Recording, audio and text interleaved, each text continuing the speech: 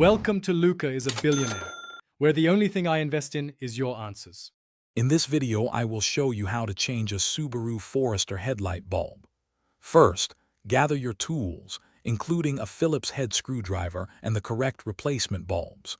Always ensure your vehicle is turned off and the parking brake is set.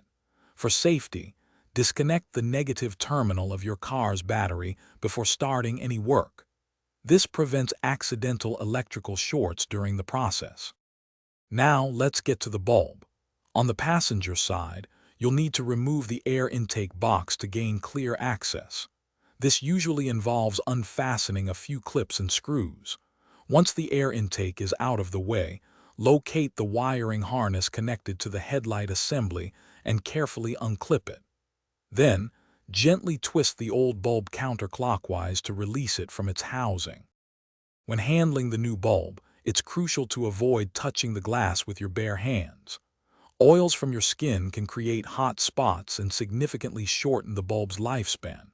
Carefully insert the new bulb into the housing, aligning the tabs and twist it clockwise to secure it firmly in place. Finally, reconnect the wiring harness to the headlight assembly, ensuring it clicks securely.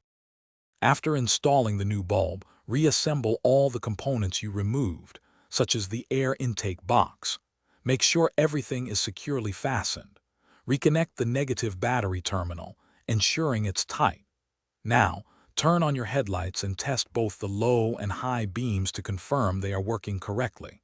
Check the description for a link to the new Kindle Paperwhite and other great deals. This ensures your visibility and safety on the road. Thanks for watching and please subscribe. It's the best investment you'll ever make.